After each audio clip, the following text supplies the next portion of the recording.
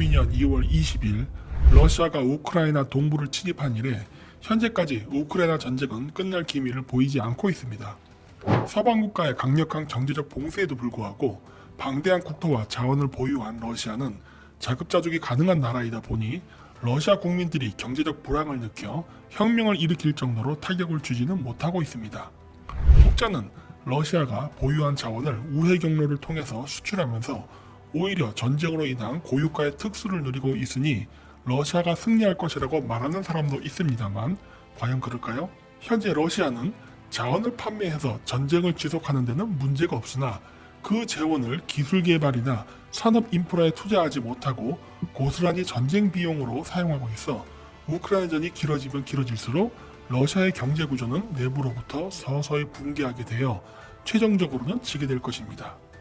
이번 전쟁에서 보았듯이 우크라이나전은 21세기 마지막 재래식 전투가 될 가능성이 있습니다.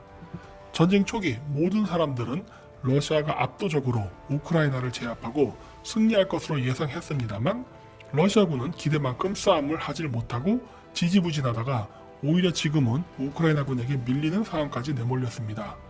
그렇다면 왜 러시아군은 고정하고 있을까요? 거기에는 몇 가지 이유가 있습니다. 첫째, 러시아군 장비의 노후화입니다.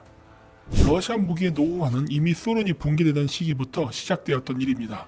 1991년 소련이 붕괴되고 1994년 체첸공화국도 다른 연방공화국들처럼 소련 연방에서 탈퇴하여 독립국가를 만들려고 하였습니다.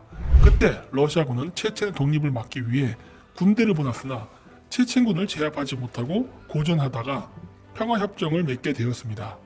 물론 1999년 2차 체첸전쟁을 일으켜 체첸공화국을 점령하는 데 성공했습니다. 그러나 러시아군이 94년도에 제대로 된 전쟁을 하지 못했던 이유는 바로 노후화된 장비 때문이었습니다. 당시 러시아군의 전투기와 탱크는 부품 부족과 정비 불량으로 작동되지 않는 무기들이 많았습니다. 전투기와 탱크의 지원 없이 체첸군과 러시아의 육군이 험악한 산악 지형에서 총격전을 벌이다 보니 지형에 익숙한 체첸군이 유리하게 전쟁을 하게 되어 러시아군은 여러 번 대패를 하게 되었습니다. 이번 우크라이나 전에서도 러시아군은 똑같은 실수를 반복했습니다. 둘째, 신형 무기의 부족입니다. 94년도 체첸 전쟁 때까지만 해도 세계는 여전히 첨단 장비를 많이 보유하지 못했습니다만 30년이 지난 지금 과학기술은 비약적으로 발전하여 이제는 최신 전투기 한 대면 재래식 전투기 정도는 무기가 떨어질 때까지 대규모 학살을 할 수 있는 시대가 되었습니다. 그래서 러시아의 탱크들이 일개 보병들이 들고 다니는 제블린에 의해 속절없이 파괴되었습니다. 셋째, 러시아 국민들의 전투에 대한 의지 부족입니다. 러시아에서는 이번 전쟁을 나치 잔당들을 우크라이나에서 축출하여 대조국 전쟁, 즉 제2차 세계대전 때 청소하지 못했던 나치들을 뿌리 뽑아 평화를 이루겠다고 했으나 이미 러시아군에 의해 민간인 학살과 무차별 폭격으로 푸틴의 이러한 명분은 힘을 잃은 지 오래입니다. 더구나 많은 러시아군이 우크라이나전에서 죽으면서 젊은이들이 명분 없는 전쟁에 끌려가서 죽는 것을 원치 않는 상황이라 군대의 사기가 너무 떨어져 목숨을 걸고 싸우는 병사들이 많지 않다는 것입니다. 넷째, 러시아는 이미 정예 부대 5만 명을 잃어버려 현재 동원령에 의해 차출되는 30만 대군으로는 절대 우크라이나를 점령할 수 없습니다. 체첸전쟁을 승리로 이끈 것은 푸틴이었습니다. 1999년 2차 체첸전쟁이 났을 때 옐친 대통령의 권한대항이었던 푸틴은 무너진 군대를 재정비하여 체첸공화국을 병합하는 데 성공했습니다. 당시 러시아에는 140만 명의 러시아군이 있었으나 실질적으로 사용 가능한 군인은 5만 5천 명이었습니다.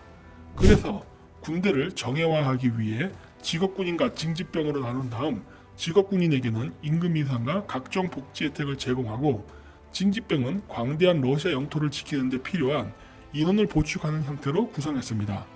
그러나 그 이후에도 러시아군은 질적으로 우수한 군대를 양성시키는 데는 성공하지 못하고 현상 유지만을 하고 있었습니다. 그러다 이번 전쟁으로 사망한 러시아군의 숫자가 4에서 5만 명에 이르자 러시아군은 급격히 전투력을 상실하게 되었습니다. 징집병이 있기는 하지만 TV에서 보셨다시피 제대로 싸워보지도 않고 우크라이나군에 항복하거나 탈영을 하는 사태가 속출하고 있습니다. 이런 상황이 지속되면 장기적으로 러시아는 우크라이나에게 질 수밖에 없습니다.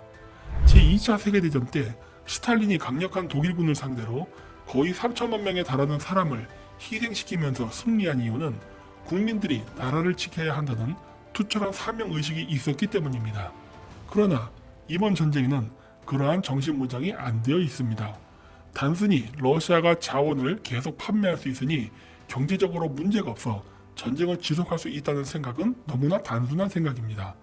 과거 소련은 장비나 군인의 수준이 떨어졌음에도 강인한 정신력으로 승리했지만 지금은 장비나 군인의 수준이 떨어지는 상태에서 정신력도 없다는 게 문제입니다. 전쟁에 패하면 현재까지 누렸던 경제적 이권은 모두 승전국에게 돌아가 러시아는 과거 독일이 당했던 것처럼 거세된 사자가 될 가능성이 있습니다. 그렇다면 과연 러시아는 어느 부위를 거세당하게 될까요? 오늘날의 러시아 영토가 저렇게 거대해지게 된 계기는 대항해 시대의 서유럽 국가들이 식민지 개척과 무역으로 번성할 때 러시아도 부동항을 확보하여 제국을 건설하려는 과정에서 발생했습니다. 대영 제국은 제정 러시아가 부동항을 확보하고자 남하를 하면 그 지역을 먼저 장악하여 러시아가 항구를 장악하지 못하게 방해했습니다. 이를 그레이드 게임이라고 합니다. 결국 러시아는 부동항을 찾아 동으로 이동을 하다가 연해주에 이르러 드디어 부동항을 얻게 되었습니다. 따라서 이번 전쟁에서 러시아가 패전을 하게 되면 분리가 될 가능성이 있는 지역은 두 군데입니다. 바로 체첸공화국이 독립전쟁을 했던 카프카스 지역과 연해주입니다. 이 두 지역은 제정 러시아 때부터 부동항을 얻기 위해 수백 년간 시도한 끝에 힘겹게 얻은 지역입니다. 만약 러시아가 이 두 지역을 잃게 된다면 부동항은 사라져 바다로 나가기 위해서는 상트페테르부르크를 통해서 스웨덴, 덴마크, 영국이 관할하는 수많은 섬들과 반도를 지나야 나갈 수 있게 됩니다. 즉 해상 통제권을 잃게 되는 것입니다. 그렇다면 이 지역을 러시아가 잃는 것이 가능할까요? 강제로 분리가 된다 하더라도 이 지역에 사는 다수의 러시아인들이 받아들일까요? 러시아 영토 내 민족 분포를 보면 카프카스 지역과 연해주 지역에는 러시아인들이 사는 것으로 표시가 되어 있습니다. 그러나 두 지역을 개척한 사람들은 코사크인들이었습니다. 즉 우크라이나인들이었습니다. 그래서 이 지역에는 우크라이나인들이 상당히 많이 살고 있습니다. 특히 연해주 지방은 제정 러시아 때 청나라로부터 영토를 차지한 이래 푸른 러시아라는 국가가 존재하기도 했습니다. 이번 우크라이나 전쟁으로 인해 러시아 내에서 러시아인으로서 살았던 타타르, 코사크, 우크라이나인들이 자신들의 민족 정체성을 깨닫게 되면서 분리독립의 움직임이 일어난다면 서방 국가의 이해관계가 있는 연해주와 카프카스 지역이 독립될 가능성은 매우 높습니다.